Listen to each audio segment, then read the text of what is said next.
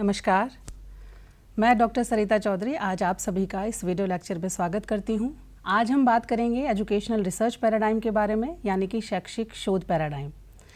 शैक्षिक शोध पैराडाइम को डिस्कस करने से पहले हमें पैराडाइम शब्द का अर्थ समझना होगा, यानी कि पैराडाइम क्या होता है, इसका क्या अर्थ होता है। यदि इसका शाब्दिक अर्थ देखें तो पैराडाइम शब्द ग्रीक वर्ड पैराडिग्मा से बना हुआ है, जिसका अर्थ होता है पैटर्न। पैटर्न मीन्स तरीका। अब तरीके को हम कोरिलेट करने की कोशिश करेंगे कि इसको कैसे समझेंगे रिसर्च के अंतर्गत। देखिए, जब भी हम कोई रिसर्च करते हैं तो सबसे पहले रिसर्च करने से पहले हमारे दिमाग में रिसर्च को लेकर के जो टॉपिक आता है उसके संबंध में एक सवाल आता है कि भाई इस रिसर्च को हमें कैसे करना है। कैसे करना का मतलब है कि हमारी अप्रोच ऑफ इन्वेस्टिगेशन क्या होनी चाहिए। अप्रोच ऑफ इन्वेस्टिगेशन का मतलब ये है कि क्या मैं इसको गुणात्मक तरीके से करूँ, क्वालिटेटिव तरीके से करूं, क्या मैं इसको क्वांटिटेटिव तरीके से करूं यानी कि मात्रात्मक तरीके से करूं, या फिर मैं एक मिक्स्ड मेथड अप्रोच अपनाऊं, कौन से तरीके से मैं अपनी रिसर्च करूं। तो यहाँ पर जो रिसर्चर है वो इस कन्फ्यूजन से निपटने के लिए पैराडाइम का सहारा लेता है। हमारी अप्रोच ऑफ इन्वेस्टिगेशन इस बात पर डिपेंड करता है कि हमारा यानी रिसर्चर का सत्य और ज्ञान के संबंध में क्या नज़रिया है, क्या आउटलुक है, वो सत्य और ज्ञान को कैसे परसीव करते हैं। क्योंकि सत्य और ज्ञान के बारे में जो हमारा पॉइंट ऑफ व्यू होता है वही हमारा चारों तरफ के जगत, उसकी वस्तुओं तथा उसके क्रियाकलापों के बारे में हमारी सोच, हमारे विश्वास, हमारी अजम्पशंस को निर्धारित करता है। और यही हमारी सोच, हमारी विश्वास, हमारी अवधारणाएं, इन्हीं को सोशल साइंटिस्ट ने पैराडाइम कहा है। अब यदि इसको बहुत ही एक सिंपल एक दैनिक जीवन का उदाहरण देकर के हम समझने की कोशिश करें तो इसको कैसे करेंगे। मान लीजिए यदि आप कहीं मार्केट में हैं और आपको अपने घर जाना है और घर जाने के आपके पास 3 रास्ते हैं। हम इसको थोड़ा सा कोरिलेट करते रहेंगे कि आपके सामने रिसर्च प्रॉब्लम है, रिसर्च आपको करनी है और आपके सामने कई रास्ते हैं कि भाई कौन से मेथडोलॉजी से या कौन सी अप्रोच ऑफ इन्वेस्टिगेशन में अपनाऊं। तो यहाँ पर डिपेंड ये करता है उस व्यक्ति के लिए जो घर जाना चाहता है, जो अपने डेस्टिनेशन पर पहुँचना चाहता है, जिसके सामने 3 रास्ते उपलब्ध है, तो वो डिपेंड ये करता है कि उन 3 रास्तों में से वो कौन सा रास्ता चुनेगा। कहने का मतलब ये है कि एक रास्ता है, शॉर्टकट है, लेकिन थोड़ा सा कुछ जंगली जानवरों का वहाँ पर खतरा है। दूसरा रास्ता है, शॉर्टकट है लेकिन बहुत ऊबड़ खाबड़ है। तीसरा रास्ता है, अच्छा है लेकिन बहुत लंबा है। तो कहने का अर्थ है कि तीनों रास्ते अपने आप में सही हैं, लेकिन कहीं ना कहीं कुछ लिमिटेशंस भी है। तो ये डिपेंड करता है कि रिसर्चर का पॉइंट ऑफ व्यू प्रत्येक रास्ते के बारे में कैसा है। तो इसी तरह से हम इसको रिसर्च पर थोड़ा सा कोरिलेट करके समझ सकते हैं कि पैराडाइम का मतलब ये है कि किस तरह से रिसर्चर को वो मेथडोलॉजी या वो अप्रोच ऑफ इन्वेस्टिगेशन अपनानी है जिससे वह अपने शोध को सही दिशा दे सके और शोध के जो परिणाम हैं वो विश्वसनीय आ सके, ऑथेंटिक आ सके, सबके लिए, स्वयं के लिए, समाज के लिए फ़ायदेमंद हो सके, बेनिफिटेड हो सके समाज। तो इस तरह से हम इसको समझ सकते हैं। आगे हम बात करते हैं पैराडाइम की। तो पैराडाइम शब्द का प्रयोग सबसे पहले थॉमस कुहन ने किया था अपनी पुस्तक the structure of scientific revolution में 1962 में। वहाँ पर उन्होंने बताया कि पैराडाइम शब्द को 2 तरीके से यूज़ किया जा सकता है। कैसे? उन्होंने कहा कि ये एक ऐसा पर्टिकुलर वे ऑफ थिंकिंग है जो किसी साइंटिफिक कम्युनिटी द्वारा किसी प्रॉब्लम को सॉल्व करने के लिए शेयर किया जाता है या अडॉप्ट किया जाता है। मतलब क्या है कि ये एक ऐसा वे ऑफ थिंकिंग है, सोचने का ऐसा नज़रिया है, ऐसा तरीका है जो एक साइंटिफिक कम्युनिटी के लोगों ने एक्सेप्ट किया होता है कि भाई इस तरीके से हमको इस समस्या को सॉल्व करना है। दूसरा उन्होंने कैसे बताया कि यह जो है कमिटमेंट्स को, बिलीव्स को, वैल्यूज़ को, आउटलुक को रिप्रेजेंट करता है ना। बात वही होगी दोनों में कि कहीं ना कहीं एक नज़रिए को प्रदर्शित करता है कि भाई आप या हम सत्य या वास्तविकता या कहिए नॉलेज के संबंध में कैसी अवधारणाएं रखते हैं, कैसी सोच रखते हैं, क्या वैल्यूज़ है हमारे अंदर उसको लेकर के। अब यदि इसको एक डेफिनेशन में पिरोया जाए, यदि इसको परिभाषित किया जाए तो कैसे किया जाएगा।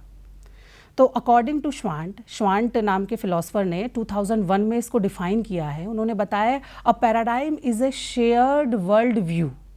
शेयर्ड वर्ल्ड व्यू शब्दों पे हम थोड़ा सा ध्यान देंगे। A paradigm is a shared world view that represents the beliefs and values in a discipline जो क्या है, किसी डिसिप्लिन में, किसी अनुशासन में बिलीव्स और वैल्यूज़ को रिप्रेजेंट करता है। वो बिलीव्स और वैल्यूज़ क्या है, that guide how the problems are solved. क्योंकि वो जो गाइड्स और वैल्यूज़ है वो किस लिए है कि भाई वो गाइड्स और वैल्यूज़ किसके बारे में कि भाई प्रॉब्लम को कैसे सॉल्व करना है। तो जब यदि हम इसको, इस डेफिनेशन को थोड़ा सा एनालिटिकल वे में समझे तो हमें इसका अर्थ निश्चित रूप से स्पष्ट हो जाएगा। इसमें एक शब्द आया, a paradigm is a shared world view of beliefs and values. Shared world view मतलब सबके द्वारा अपनाया हुआ है, क्या, ऑफ बिलीव्स एंड वैल्यूज़, वो विश्वासों, उन मूल्यों का एक शेयर्ड वर्ल्ड व्यू है। अभी हमने पहले डिस्कस किया था कि ये जो shared world view of beliefs and values है, किसके लिए है ये, कि भाई हम सत्य या वास्तविकता या ज्ञान को कैसे परसीव करते, उसके बारे में शेयर्ड वर्ल्ड व्यू हमने क्या बनाया हुआ है। तो यहाँ पर यदि हम इसको समझे तो शेयर्ड वर्ल्ड व्यू मतलब किसके बारे में, ट्रुथ, नॉलेज या रियलिटी के बारे में। अब जैसे ही हम ट्रुथ, नॉलेज और रियलिटी के बारे में बात करते हैं तो अचानक से हमारे मन मस्तिष्क में एक डिसिप्लिन आ जाता है जिसका नाम है फिलॉसफी, दर्शन शास्त्र। क्योंकि दर्शन शास्त्र ही एक ऐसा अनुशासन है जिसके अंतर्गत सत्य, वास्तविकता या ज्ञान के बारे में गहन चिंतन किया जाता है। उसके अंतर्गत जगत क्या है, परमात्मा क्या है, आत्मा क्या है, वास्तविकता एक है, अनेक है, दो है ना, इस तरह की जो बातें होती हैं उनके बारे में वहाँ पर चिंतन किया जाता है। तो कहीं ना कहीं हम ये समझ सकते हैं कि जो ये पैराडाइम है, इसके जो तार है, इसके जो कनेक्शंस हैं वो फिलॉसफी से जुड़े हुए हैं। कैसे जुड़े हुए हैं इसको हम समझते हैं आगे। देखिए, फिलॉसफिकल अजम्पशंस के अंदर यदि हम देखें तो स्कोप ऑफ फिलॉसफी को 3 भागों में बांटा जा सकता है। पहला है ऑन्टोलॉजी यानी कि तत्व मीमांसा, दूसरा है एपिस्टेमोलॉजी यानी कि ज्ञान मीमांसा, और तीसरा है एक्सियोलॉजी यानी कि मूल्य मीमांसा। अब ये क्या है? ऑन्टोलॉजी जो कि मेटाफिजिक्स के अंतर्गत आती है, ऑन्टोलॉजी का मतलब है तत्व मीमांसा। इसके अंतर्गत फिलॉसफी में इस बात पर चिंतन किया जाता है कि सत्य या वास्तविकता या कहिए ज्ञान क्या है भी या नहीं, मतलब सत्य है भी या नहीं, यदि है तो वो एक है, दो है या अनेक है। ऑन्टोलॉजी के अंदर इस बात की चर्चा की जाती है। सेकंड जो आती है इसकी dimension, that is called epistemology. Epistemology मतलब ज्ञान मीमांसा। तो कहीं ना कहीं हम नाम से इसको समझ सकते हैं कि ये ज्ञान से जुड़ी हुई है। यहाँ पर फिलॉसफी में इस बात पर चिंतन किया जाता है कि ज्ञान की संरचना क्या है, मतलब ज्ञान किस रूप में हमें प्राप्त होगा। ज्ञान का मतलब क्या है? सत्य और वास्तविकता, है ना, क्योंकि जो सत्य है वही ज्ञान है और जिसे हम ज्ञान और सत्य समझ रहे हैं हमारे लिए वही वास्तविकता है। तो ज्ञान के स्रोत क्या हैं, ज्ञान की संरचना क्या है, ज्ञान को प्राप्त करने के साधन कौन कौन से हैं, और जो ज्ञान हमने प्राप्त किया है क्या वह ऑथेंटिक है, वैलिड है, उसकी रिलायबिलिटी पर वैलिडिटी को हम कैसे ऑथेंटिफाई करें, कैसे बताएं कि ये सही है या गलत है। तो इस तरह से के जो विचार विमर्श हैं वो फिलॉसफी की इस ब्रांच के अंतर्गत किए जाते हैं। और जो थर्ड ब्रांच है वो है एक्सियोलॉजी यानी कि मूल्य मीमांसा। मूल्य मीमांसा जो है वो डील करती है ह्यूमन वैल्यूज़ और बिलीफ से, आइडियल से, कि भाई जब हम ह्यूमन वर्ल्ड की बात करते हैं तो ह्यूमन वर्ल्ड के अंदर जो मानव मस्तिष्क है, जो कि मानव एक सोशल प्राणी है, तो उसके अंदर कहीं ना कहीं कुछ मूल्य हैं, आदर्श हैं, है ना। बिना मूल्य आदर्शों के तो मानव जो है वो ज़िंदगी व्यतीत नहीं करता। तो वहाँ पर इस बात को लेकर के बताया गया है कि क्या उन मूल्यों का, आदर्शों का, है ना, उन अवधारणाओं का जो किसी व्यक्ति विशेष के मन मस्तिष्क में है, क्या उनका सत्य या ज्ञान पर कोई फर्क पड़ता है या नहीं, या सत्य या ज्ञान जो है वो मानव मूल्यों से परे है। तो इस तरह की जो बातें जो की जाती हैं वो किसके अंतर्गत की जाती हैं? फिलॉसफी के अंतर्गत की जाती हैं। और अभी हम देखिए पैराडाइम से उसको कैसे कनेक्ट करेंगे। पैराडाइम क्या है? Shared world view of beliefs and assumptions है। किसके बारे में? ट्रुथ और रियलिटी के बारे में। ट्रुथ और रियलिटी के बारे में फिलॉसफिकल अजम्पशंस क्या हैं? ऑन्टोलॉजी है, एपिस्टेमोलॉजी है और एक्सियोलॉजी है। कहने का अर्थ ये है कि ऑन्टोलॉजी, एपिस्टेमोलॉजी और एक्सियोलॉजी ये तीनों जब संगठित हो जाते हैं, जब ऑर्गेनाइज्ड हो जाते हैं, तो ये एक पैराडाइम का निर्माण करते हैं। या आप इसको ये कह सकते हैं कि प्रत्येक पैराडाइम की प्रत्येक पैराडाइम की अपनी एक ऑन्टोलॉजी होती है, अपनी एक एपिस्टेमोलॉजी होती है और अपनी एक एक्सियोलॉजी होती है। इसका क्या अर्थ है कि भाई जिस पैराडाइम से आपको अपना रिसर्च वर्क करना है उसकी खुद की एक ऑन्टोलॉजी है, मतलब वो सत्य या वास्तविकता या ज्ञान के बारे में उसका एक विचार है कि भाई ज्ञान एक है या ज्ञान दो है, ज्ञान बहुत सारे हैं, मतलब सत्य जो है अनेक रूपों में प्रकट हो रहा है या एक रूप में प्रकट हो रहा है। एपिस्टेमोलॉजी का मतलब क्या है कि भाई उस सत्य तक, उस वास्तविकता तक पहुंचने का केवल यही तरीका है या अन्य और भी बहुत सारे तरीके हैं। यदि एक्सियोलॉजी की बात करें तो भाई वो जो सत्य, नॉलेज या वास्तविकता है वो ह्यूमन वैल्यूज से परे है, यानी कि ह्यूमन कॉन्शियसनेस का उस पर फर्क पड़ता है या नहीं पड़ता है।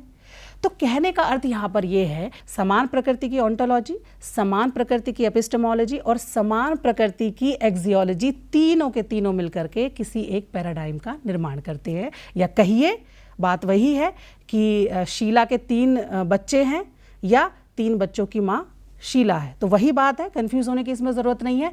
ऑन्टोलॉजी, एपिस्टेमोलॉजी, एक्सियोलॉजी मिलकर पैराडाइम बनाते हैं या एक पैराडाइम की क्या है 3 आयाम है। मतलब पैराडाइम कैसे डिसाइड होगा, प्रत्येक पैराडाइम की अपनी एक ऑन्टोलॉजी होती है, एक एपिस्टेमोलॉजी होती है और एक ही एक्सियोलॉजी होती है। जब तीनों का नेचर सेम हो जाता है तो वो किसी एक पैराडाइम का निर्माण करते हैं। अब यदि अभी जो हमने पहले डेफिनेशन की जो बात की थी वो डेफिनेशन हमारी जो है एक शेयर्ड वर्ल्ड व्यू के बारे में थी कि भाई किस तरह से प्रॉब्लम्स को सॉल्व किया जाता है, उसका एक तरीका है, एक पैटर्न है, सोचने का तरीका है, उसे हम पैराडाइम कह देते हैं। अब यहाँ पर यदि इसी डेफिनेशन को हम फिलोसॉफिकल एजम्पशन को ध्यान में रख करके इसको डिफाइन करें तो कैसे करेंगे? A paradigm is a shared world view that is informed by philosophical assumptions. Paradigm एक ऐसा शेयर्ड वर्ल्ड व्यू है जो किससे इन्फॉर्म होता है, मतलब कौन इन्फॉर्म कर रहा है पैराडाइम को कि भाई मैं इस तरह का पैराडाइम आगे आकर इस रूप में उत्पन्न होऊंगा, कौन कर रहा है? ऑन्टोलॉजी, एपिस्टेमोलॉजी और एक्सियोलॉजी। तो दोबारा इसको समझेंगे। A paradigm is a shared world view that is informed by philosophical assumptions about nature of reality, ways of knowing and the values and belief system. तीनों की तीनों फिलोसॉफिकल असम्पशंस इसमें आ गई।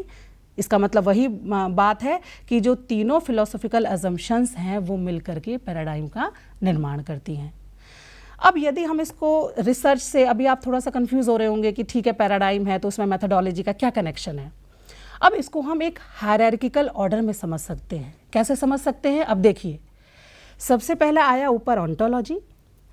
ऑन्टोलॉजी जैसी होगी वो इन्फॉर्म करेगी एपिस्टेमोलॉजी को। मैंने बताया कि समान प्रकृति की होनी चाहिए, है ना। जैसी ऑन्टोलॉजी होगी उसी के अनुसार एपिस्टेमोलॉजी होगी और जैसी एपिस्टेमोलॉजी होगी उसी के अनुसार एक्सियोलॉजी होगी।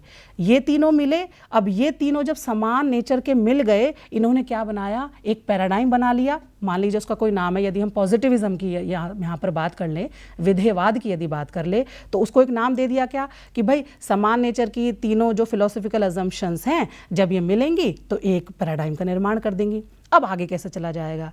जब ये तीनों मिल जाती हैं, ऑन्टोलॉजी, एपिस्टेमोलॉजी और एक्सियोलॉजी, ये तीनों मिलकर के जन्म देती हैं मेथडोलॉजी को। मेथडोलॉजी का अर्थ क्या है? वो अप्रोच ऑफ इन्वेस्टिगेशन जिसकी हमने शुरुआत में बात करी थी। जैसे ही एज ए रिसर्चर हम शोध कार्य करना शुरू करते हैं तो हम यहीं से देखते हैं। कहाँ से? मेथोडोलॉजी से शुरुआत करते हैं। हमें कभी कभी ये नहीं पता होता कि उसके पीछे पैराडाइम कौन सा कार्य कर रहा है, क्योंकि आपने देखा होगा कि जब भी आप मात्रात्मक शोध करते हैं तो उसके रिसर्च डिज़ाइन कुछ पर्टिकुलर होते हैं। उसके अंदर जो आप डेटा गैदरिंग इंस्ट्रूमेंट यूज़ कर रहे हैं वो भी कुछ अलग होते हैं। ऐसा नहीं है कि मेथोडोलॉजी आपकी क्वांटिटेटिव है और आप उसमें जो टूल्स हैं या टेक्निक्स हैं डेटा गैदरिंग की वो आप क्वालिटेटिव यूज़ कर रहे हैं। नहीं कर रहे ना, क्यों? क्योंकि वो उस पैराडाइम से गाइडेड हैं, वो पैराडाइम उसको गाइड कर रहा है। तो कहने का अर्थ क्या है? तीनों एजम्पशंस, वो तीनों एजम्पशंस किसको गाइड करेंगी, किसको इन्फॉर्म करेंगी? मेथोडोलॉजी को। मतलब क्या है कि यहाँ पर मेथोडोलॉजी डिवाइड हो जाएगी। जैसे मान लीजिए हम एग्जाम्पल के तौर पर देख रहे हैं, आगे और डिटेल में डिस्कस करेंगे। मेथोडोलॉजी का मतलब या तो आइदर क्वालिटेटिव गुणात्मक, आइदर क्वांटिटेटिव मात्रात्मक, या आइदर मिक्स्ड मेथड, या उसके अलावा भी बहुत सारे पैराडाइम हैं जिसके अजम्पशंस को फॉलो करके शोध कार्य को किया जा सकता है। अब यहीं पर जैसे तीनों ने फिलोसॉफिकल अजम्पशंस से मेथोडोलॉजी को बताया, अब मेथोडोलॉजी किसको डिसाइड करेगी? उसके नीचे यदि एक और एरो बनाए तो वो करेगी रिसर्च डिज़ाइन को। यदि मेथोडोलॉजी के अंदर, यदि अप्रोच ऑफ इन्वेस्टिगेशन के अंदर हमने क्वांटिटेटिव अप्रोच को या क्वांटिटेटिव मेथोडोलॉजी को अडॉप्ट किया है तो उसके अंतर्गत रिसर्च डिज़ाइन अलग अलग होंगे। जैसे फॉर एग्जांपल यदि हम मात्रात्मक शोध कर रहे हैं तो उसके अंतर्गत रिसर्च डिज़ाइन कौन से होंगे? एक्सपेरिमेंटल हो सकता है, क्वाजी एक्सपेरिमेंटल हो सकता है, को रिलेशनल हो सकता है ना, कॉजल कंपैरेटिव हो सकता है और सर्वे भी हो सकता है ना। और यदि हम क्वालिटेटिव की बात कर रहे हैं तो क्वालिटेटिव मेथडोलॉजी में फिनोमिनोलॉजी हो सकती है, केस स्टडी हो सकती है ना, और जो है एथनोमेथडोलॉजी हो सकती है, बहुत सारी रिसर्चेज इसके अंदर, ग्राउंडेड थ्योरी हो सकती है, बहुत सारी रिसर्चेज इसके अंदर, या कहिए तो रिसर्च डिज़ाइन इसके अंतर्गत आ सकते हैं। फिर रिसर्च डिज़ाइन किसको इन्फॉर्म करता है? डेटा गैदरिंग इंस्ट्रूमेंट को इन्फॉर्म करता है। जब हमने यदि पैराडाइम पॉजिटिविज्म चुना है तो उस पॉजिटिविज्म पैराडाइम ने कौन सी मेथडोलॉजी हमें बताई है कि भाई हमको क्वांटिटेटिव मेथडोलॉजी यूज़ करनी है। क्वांटिटेटिव मेथडोलॉजी ने हमें क्या बताया है कि भाई ये रिसर्च डिज़ाइन हमें यूज़ करना है। तो रिसर्च डिज़ाइन फिर किसको इन्फॉर्म करेगा? इंस्ट्रूमेंट को इन्फॉर्म करेगा कि यदि आपने ये रिसर्च डिज़ाइन लिया है, यदि आपने सर्वे लिया है या आपने प्योर एक्सपेरिमेंटल रिसर्च लिया है तो उसके अंदर आप स्पेसिफिक टेस्ट, या कहिए यदि सर्वे रिसर्च है तो आप ज़्यादा से ज़्यादा क्वेश्चनेयर, ऑब्जर्वेशन, ये सारे इंस्ट्रूमेंट जो है या टेक्निक्स डेटा गैदरिंग की यूज़ कर सकते हैं। यदि दूसरी तरफ हम कहें कि आपने क्वालिटेटिव रिसर्च मैथडोलॉजी को अडॉप्ट किया है तो उसके रिसर्च डिज़ाइन के अकॉर्डिंग उसके इंस्ट्रूमेंट चेंज हो जाएंगे। तो इस तरह से हम ये कह सकते हैं कि प्रत्येक रिसर्च, जो भी हम शोध कार्य करते हैं, जो भी हम रिसर्च करते हैं, उसके पीछे पैराडाइम कार्य करते हैं, वो उसके जनक हैं, है ना। और प्रत्येक पैराडाइम की अपनी एक प्रकृति होती है। क्यों प्रकृति होती है? डिस्टिंक्ट प्रकृति होती है, डिस्टिंक्ट नेचर होती है, क्योंकि प्रत्येक पैराडाइम की ऑन्टोलॉजी अलग होती है, यानी कि सत्य और ज्ञान के बारे में उसकी अवधारणाएं अलग होती हैं। सत्य और ज्ञान को कैसे प्राप्त किया जा सकता है, यानी कि एपिस्टेमोलॉजी, वो अलग होती है। और सत्य और ज्ञान पर मूल्य का प्रभाव पड़ता है या नहीं पड़ता है, ये डिसाइड होता है पैराडाइम के अंतर्गत। तो आज हमने, आई होप ये आपको समझ में आया होगा कि पैराडाइम क्या है और पैराडाइम के अंतर्गत मेथडोलॉजी कैसे डेवलप होती हैं। तो आज के लिए बस इतना ही। हम अगले वीडियो लेक्चर में डिस्कस करेंगे डिफरेंट पैराडाइम्स के ऊपर, मतलब कि स्टार्टिंग से चलेंगे, पहले ट्रेडिशनल लेंगे, उसके बाद में जो हमारे न्यूअर पैराडाइम है उनको लेंगे। तो आज के लिए बस इतना ही। होप आपको ये वीडियो लेक्चर समझ में आया होगा। धन्यवाद।